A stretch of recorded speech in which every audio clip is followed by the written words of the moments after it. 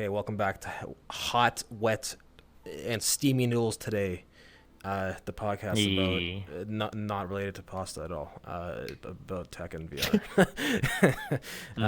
Two new It could be varieties. about pasta though. Me and you, what's up? Yeah, we could make it about pasta. Let's not do that because then we're gonna get too Yeah. carried away. We could do a pasta episode and just talk about different pasta and noodles and shit like that. Pasta episode. Yeah. Well, Yeah. welcome back, Wes. Let's dive into a bit of a quicker episode this week, I think, because there's not as huge news this week, and just a couple things that would be kind of interesting to talk about. First, being something that was actually news last week that we didn't talk on the podcast about, but we just kind of talked about briefly, was the news that VR chat is actually going to be ported to mobile at some point. Yeah. And there's the betas for it, and you've seen videos of it. So interesting kind of topic for the reason that I wanted to mention that I think we're going to see a lot more of that out of social games and maybe so much more social VR games, because VR, the social aspect of VR is a very compelling sell for VR in general. That's why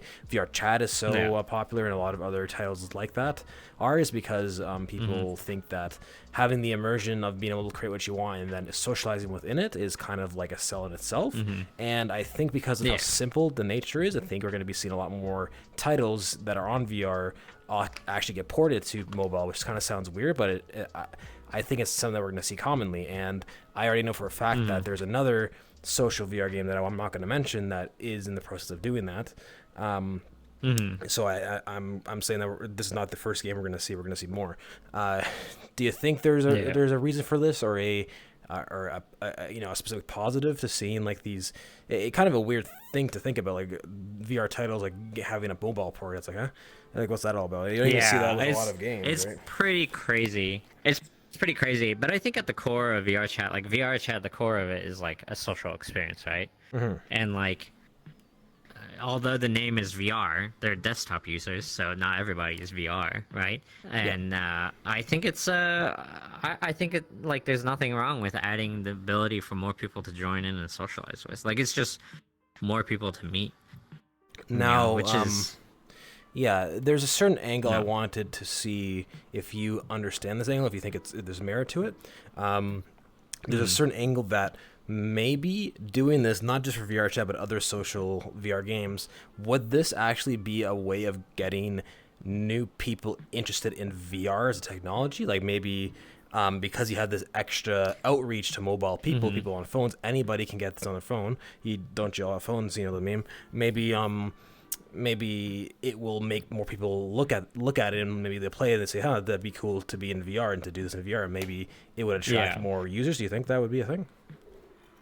I definitely think so, because, like, I mean, seeing people move around in full body and stuff like that is actually pretty cool. And, like, you know, like, it's a whole different experience this way than it is that way. And if you can meet the right people and hang out and have a good time, I mean, you're going to want to, like, experience it all the way, I think, inevitably.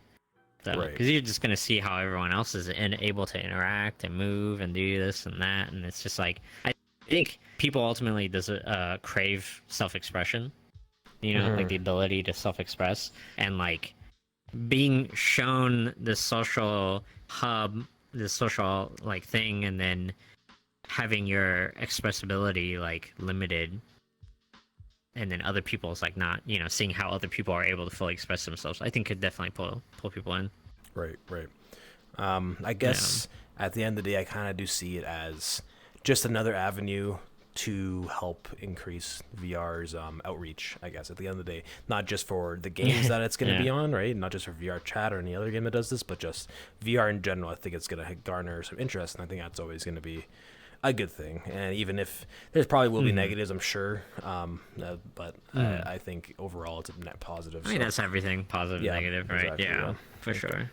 For sure. The only other topic I have for today, and then you can add on whatever you like, just because I think it's good to mention it. We've been talking about competitor headsets for a while. Of course, you want to see more headsets in the VR space, going to give us more options, better technology, without a doubt, all that stuff. Right? Obviously, having more competition is without good. a doubt. As of this week, or actually, it might have been last week as well.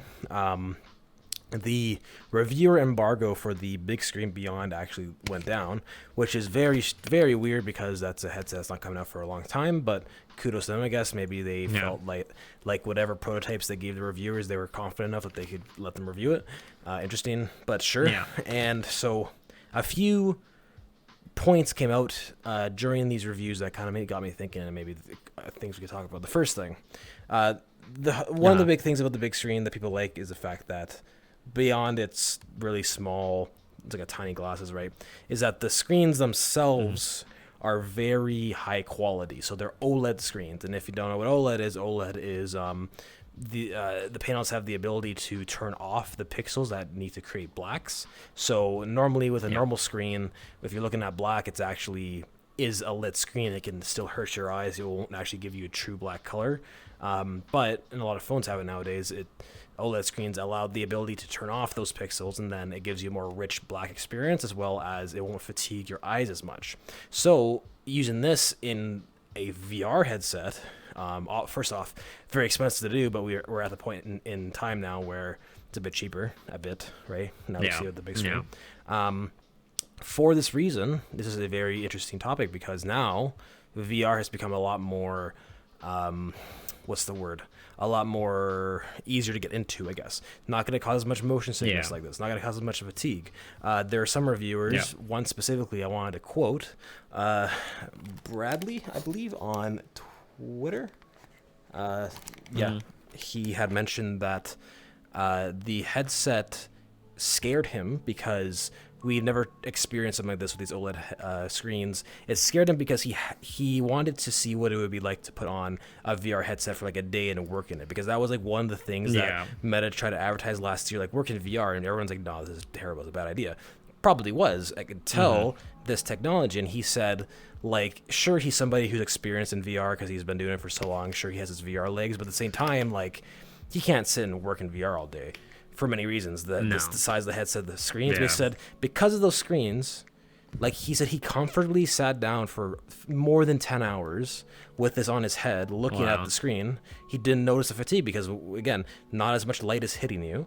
The headset being small obviously helps too, but he said it almost scared him. He's like, I could live in this. And he said, like, honestly, this headset has the chance to be life-changing with these technologies because, like, it kind of fixes a lot of the inherent issues that VR had. And there were issues that are expected from early technology.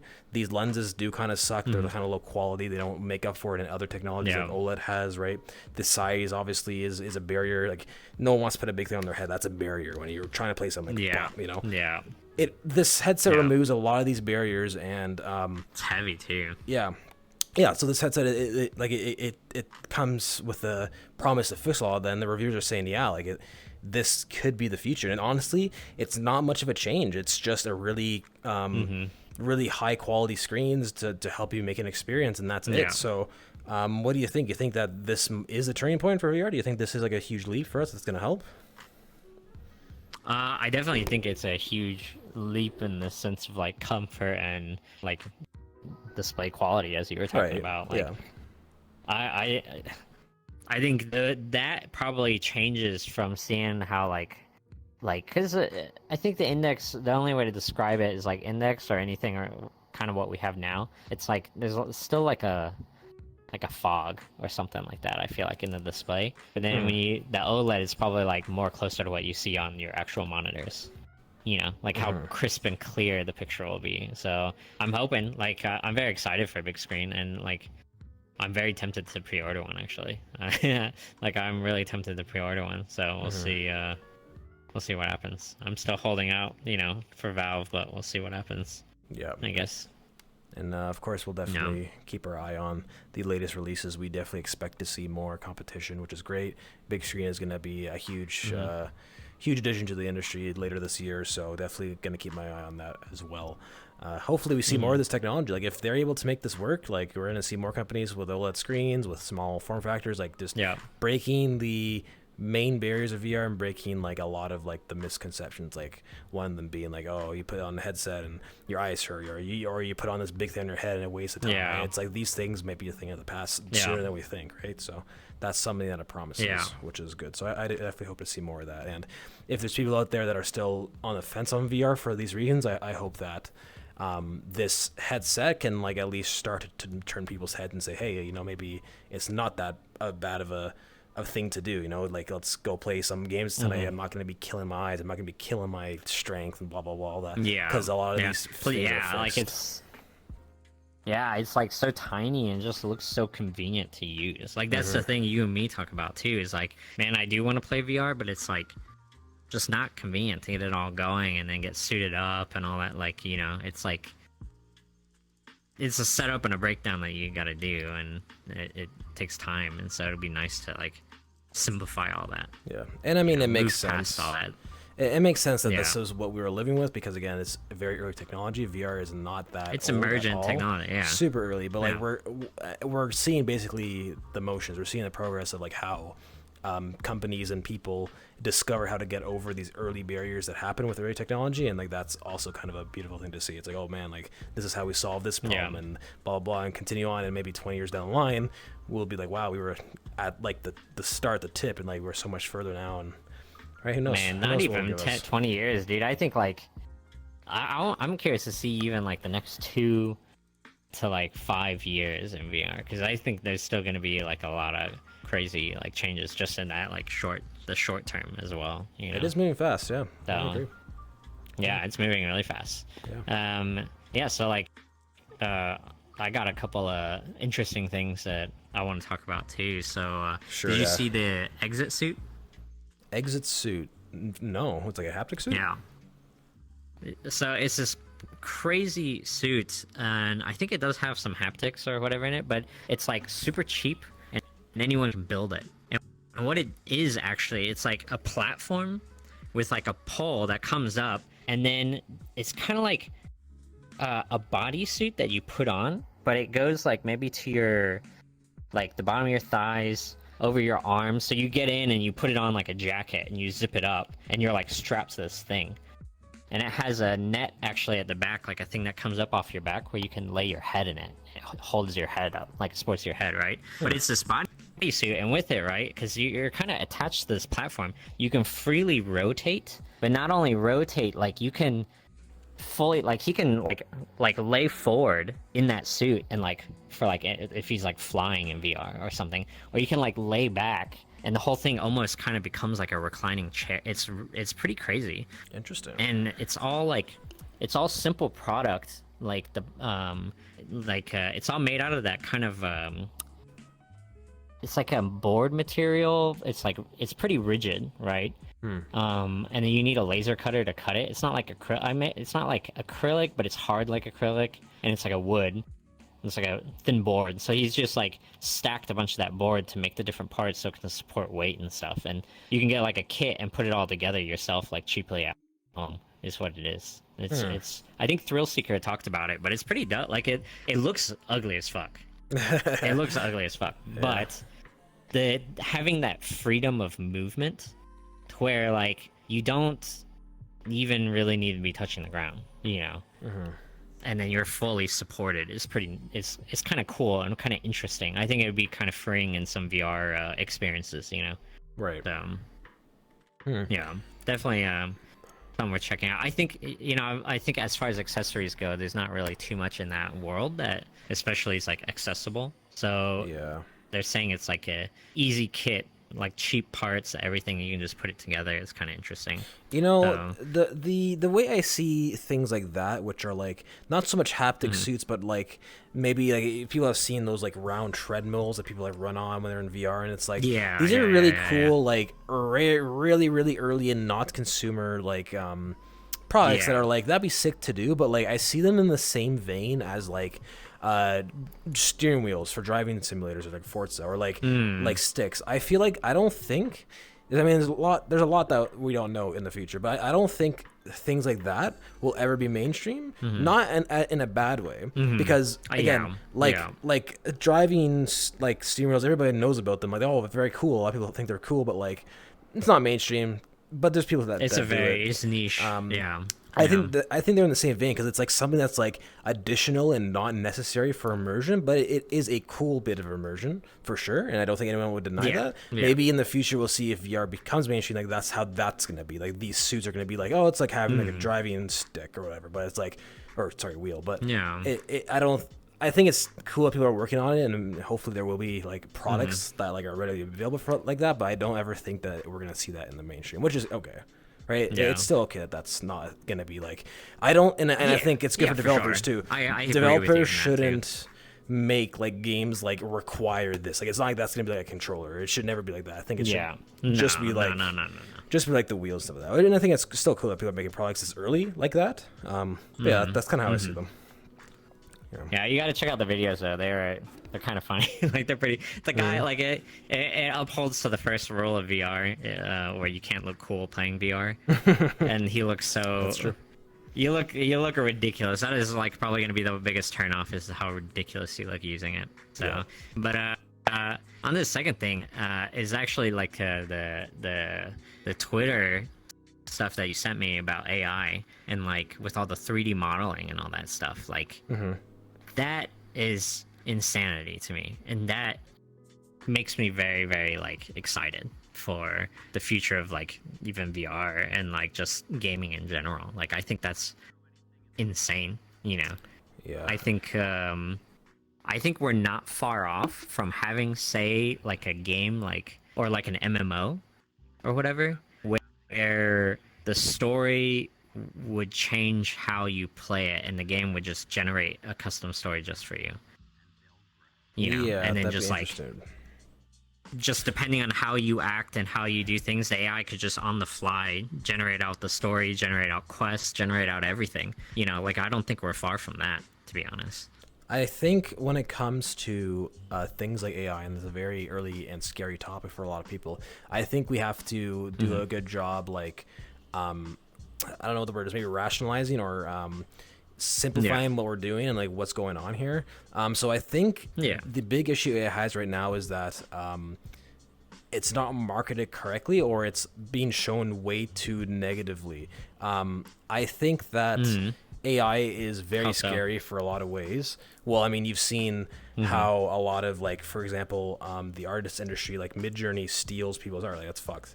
It's Midjourney is learning off of copyrighted stuff, and that's not good. But we can't stop it because it's not like AI is being controlled. I guess it maybe kind of is. It's but like a machine. Yeah, it's like this thing. My whole kind of thing I'm trying to get to is that, like, AI shouldn't be seen as scary because it's not new. AI is kind of more business jargon, like people when they start saying metaverse and all that crap, right? It's more jargon that people are trying to use to sell crap. Honestly, we've been using... Machine learning has been around for a long-ass time. but let me use it in the context of gaming. Diablo 3 came out in 2012. Diablo 3. You go into a dungeon, Diablo 3, and it's different every time. That's technically AI. It's procedurally generated. Yeah. And we've done this in gaming for a very, very, very long time. So I think when we did procedural generation back then, and we still do it in other games, but I'm just going to use the example of, like, Diablo in the fucking 2010s, right? When we did it back then, people looked at it as a tool, right? Because, like, the tool is procedural generation of the dungeons in the game so that it made a better experience for the player and difficulty and all that kind of stuff, right? So we need to extrapolate that if we're going to say we're going to make games and worlds that are using, like, AI to help create it and stories, like you're saying. We have to do the same thing. It's just going to be a tool. It's not going to replace the person that makes the story or the world. You still depend on somebody to craft it with it. Yes, but it depends, again, on the ethics and who's using it and what you're using. I think that... honestly, in terms of game development, it's good because it's better, but I don't think it's that revolutionary. And that's the big thing I want to say. I don't think it's that revolutionary because we've always had tools like this, and it's just getting better. And as people that you know, we're developers, me and you, I mean in some capacity, you still are a developer yourself. We have to learn that these are just tools to relax and use them as so, and don't teeter on the line of ethics, right? One of the biggest Problem with AI is that a lot of AI are not ethically sound or morally sound. Again, like Midjourney isn't as an artist AI. It's very morally wrong, right? And what we do as game developers, if we use AI, it's going to be like a tool. It's not going to be something that can be malicious, right? It has to be like, again, like the Diablo 3 example. It's supposed to be used to enhance the experience and to basically just do calculations that is controlled by a person. Procedural generation of dungeons is just an AI doing calculations, and that's how it's going to be now, just more improved. So I think it's very cool to see these tools are now improved. At the end of the day, it's just now you can procedural generate worlds that are in VR with AI, and it's actually quality. And like you can compare it to something like Diablo 3, where it's like, oh, I'm dumping into this area of my VR game, just like in Diablo, everything's different, everything's harder, everything's easier, whatever it is, right? So I think that's how we should look at it, and it'll be cool. I think it'd be cool to see smart developers make games and software with these tools. That's what I want to see. Yeah, I mean, it just opens it up to more people being able to create their vision and create their ideas and bring it out to the public. Like I've always enjoyed like just gaming as an example, right? Gaming a lot more when there's like games that allow for the players creative freedom to create whatever they want. You know, like Little Big Planet is like a really simple game, but people made some incredible like mini games and like things in there that were amazing. And then they've done the same with, was it PlayStation Dreams? Yeah, like, people have recreated whole games through Dreams, which also is same to use. Like, okay, the ethics of it, we'll put the ethics aside and all that stuff, but it's so cool that these tools are more widely available to everyone, and it's like you don't have to spend 10 years of your life learning how to just do this simple thing, and then to be able to kind of create your vision, I guess. So I think that's a really cool thing. Yeah, and at the end of the day, the success of it is going to teeter on how somebody does it. Nobody is going to sell, my game was made with this AI tool because it's powerful. It's not going to sell. It's going to be terrible. What's going to happen is someone's going to release a game that's good, and then that's how it's going to be successful. Yeah. And again, back to the Diablo idea. That's just what happened with Diablo. Diablo's procedural dungeons was a selling point, but it was not what they wrote home about. It was not like, hey, we use this crazy tool to make these dungeons different every time. Yeah. No, it's just a piece of the puzzle. It's a piece of the puzzle. It's a piece of the puzzle. Yeah. And that's how we should. Like, I don't think AI. Yeah, like I don't think AI is at. I don't think this kind of stuff is at the point where it's like you can create original, like new ideas. Like it's still very much dependent on us to feed it and prompt it properly to create something worthwhile. Yeah. So, but I just something to think about, anyways. Yeah, I just hate the conversations I see from people who are like hyping it up, and it's like that's the only thing they hype up. Like, man, AI's gonna change the world, and it's like, no, man, like be realistic here. No, it definitely still very much, It's a lot of things. It still very much depends on people at its core, like, and it's still, I think, like, it's still stuff that needs time to go. But I mean, it just seems like it's moving quicker and faster. Is all. Yeah. I'm gonna get my drink too. Give me a second. Yeah. Well, but then, okay. So the last thing I wanted to ask you actually, because I was reading recently, and I'm kind of curious on your opinion of this. But apparently schools are now getting VR headsets. Like, I don't know, like high schools, I think, around the States are getting VR headsets for their students to use. Really? Which is pretty interesting to me, actually. Like, what's your opinion on that? Do you know if there's schools in Canada doing this? I have not heard anything about that in either country, to be honest. That's actually kind of crazy. I can see the appeal, mainly because I did do a bit of work in the enterprise industry for AR and VR. When I did my postgraduate degree for VR, I actually worked on an application that the university used for electrical engineer students, where what we did was we created, like, to the best of the ability of the program, created realistic like models of like breadboard circuits, wires, batteries, so that electrical engineers could like not actually interact with these things, say for a myriad of reasons, too dangerous or COVID at the time, or for other reasons that they couldn't actually. Right. It's like a test bed simulation. Yeah, they couldn't actually touch these things. I mean, I feel like you would still get a better experience if you were to actually use these things. Without a doubt. But like we were making programs that were basically test beds for them to test different electrical configurations, and that I could see as being a very early adoption of what's happening here now. I mean, other people could be making other educational things in VR, and I don't think it's super hard to see how that makes sense. Like, so to use an example of, like, say, a biology class in like a high school, and they're teaching the human body, and like both AR and VR could achieve like a detailed model of the human, like that someone could like pick at and like look at, and if the teacher's teaching something specifically about that. It's just easier to do that in a fake environment because, again, you don't have a real person to show, like, this is what it looks like inside here. You can't do that. And then, obviously, you have the mannequins, but the mannequins are, believe it or not, mannequins are more expensive than headsets. And more expensive than having programs. They're insane. It's the CPR dummies and stuff like that. They are so expensive. And actually, I won't even talk about that because I've worked in a CPR injury. It's very bad. Yeah, the prices. So it's proprietary, so much cheaper. Proprietary tools. Yeah, so much cheaper to do some of these learning materials in VR and AR. So honestly, I'm not super surprised to see it, and I do think we're going to see that happening more commonly over time as more people develop educational products. I don't think it's super hard to develop educational products in VR just because of the nature of it. Another thing that I learned when I was doing my postgraduate was there's is it Bombardier? I forget.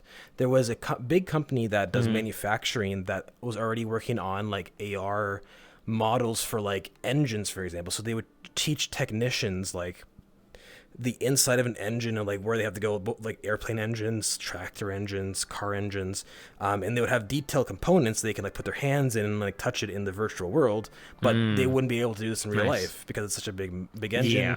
And some of the technologies they were using to achieve this was like remote rendering. So like the engine is so detailed. Like if it's supposed to be a realistic engine, it has like 3 billion polygons, right? You wouldn't be able to put that in this world. We'd all die. Our computers would go on fire. But if you have like over-the-air streaming of rendering, right? I don't remember what the name of it is. Remote rendering, I think it might just be the name. They're able to actually have, like, to the headsets, very realistic models, and then all the person has to do, it's very simple. It's very rudimentary at this point, but they would only just have to go in and look at things, and that's educational. And you can teach that to kids. You can teach that to people who are in the field, right? It's got a whole very age visual range, right? And that only gets better over time. That's just a simple right now look at it. They can just look at models of things they wouldn't be able to in the future, or sorry, right now. And then maybe in the future it gets better. Maybe it gets more tactile. Maybe they get even crazier things they look at that maybe they wouldn't even think about, right? So I think that's like, even like think like history classes of high school. They could be like in the actual moment of something in history, right? Like you can actually build a lesson of like, this is what it was like being here in history. I don't know, like in ancient Rome or something, and you build ancient Rome around, and then the kids can combine see it with was it the Assassin's Creed, like the educational thing? Yeah. No, did you know that Assassin's Creed, the studio actually worked with, I think, the Louvre or the Smithsonian? They worked with some like some of these like notable it's probably the Louvre, institutions. Yeah.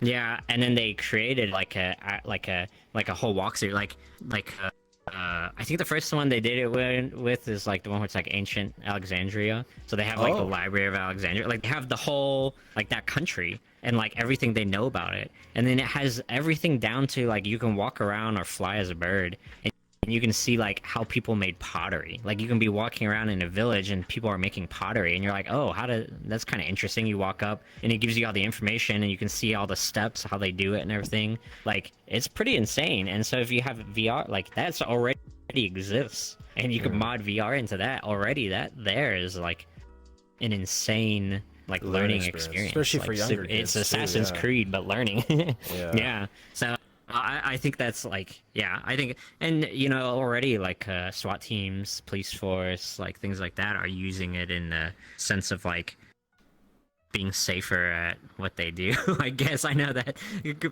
that's kind of like a hot topic, but you know, like at least having better training for situations and things like that, which is, you know, good as well, I guess. I Because you don't can't normally. think- There's no way you can normally do that. Yeah, I don't think it's very hard to see the very good benefits of this happening. So I think that's a good topic to bring up. I Yeah. think it's good to bring up too Yeah. because I think at face value, a lot of people, especially not involved in VR, would be like, "Why the fuck are they doing that?" They have no idea. But Yeah. if you give it a couple minutes to think about it, I think anybody could realize, like, okay, that's why it's actually at least potentially they've experienced it. not so If much they've experienced it. If you haven't though. experienced VR, I don't think you have. Well, I think people who haven't experienced VR, like they have no concept of what it is and what it's like. You know, that's the thing is like. But I mean, yeah. like, if you were to explain a few things, like I was just saying, like the practicality of it, I think it wouldn't be hard to say like how at least in the future it'd be good. Maybe it's pretty early now because there's not a whole lot of learning opportunities, but I'm sure like it's people will be making some. Like another big As one more too. software and more things are developed. Yeah. And so last year I actually talked to in San Francisco. I talked to a startup company. I think it was from Japan because they had flown over to show off their stuff, and they were making a educational program in VR for surgeons. So now surgeons can like practice like being doing surgery on the specific parts of the body and can have educational things guiding them, and all the while not actually cutting somebody up, right? The whole idea was that you can simulate doing that. Nobody's getting hurt, obviously. Yeah, and get the practice in. Yeah. And yeah, sure, it's not going to be as good as the real thing, but that's not the point. The point is you're teaching it. Like the alternative is you write it on a piece of paper. You show a picture. Like, you know, like it's not like you're replacing the real thing, but it's like you are replacing educational tools, which aren't that much better if you think about it, right? And that's kind of how I see it, right? So, yeah. Damn, do you think in the future, like, you know how those surgeons, they do the, I don't know what you call it, like the surgeries, but they're like over the internet. They have like the machine that they're controlling, and it's like actually like doing surgery on a person, like another country. Remote surgery. And wouldn't that be, remote surgery? Wouldn't that be insane? Like, if they're doing it in VR, like controlling the thing, and it's just like an AR kind of display, you know, they just kind of just work it like that directly. Yeah, can you imagine like controller drift in that situation? Occlusion issues in that situation? No. The robot arm suddenly just shoots like fucking up in the air or like through the person's body. Well, that's a very early issue that hopefully will get fixed in the future, and that's why we're saying that this is all super early, and it's very cool to see that it's being worked on. It starts somewhere, and everything starts somewhere. Yeah, that's for sure. So, yeah, that's all I got. I think those are some pretty interesting things kind of going on. Like the education sector, I think really interests me in that regard. And in the future, how that will do. Because like, I think it's a great tool to get people also inspired into like, you know, like different things like programming or chemistry or all kinds of things. Like it's just a catalyst to help inspire more people. So yeah, I think that's always a good thing. Yeah, for sure. All right, well, and I guess that concludes our podcast for today. Thanks for giving us some good tips there, good talking points there, Wes. Hopefully we have some news for next week. We'll see. It was kind of a dry week for news, but good things to think about regardless. So that being the case, let's cover the camera. We're done here. We're end it off, please. This is the outro. Cool. Make an outro for me next time, please. Farewell. Aren't you a video guy? You can do that, right? Don't you know somebody that can do that? I don't have a video.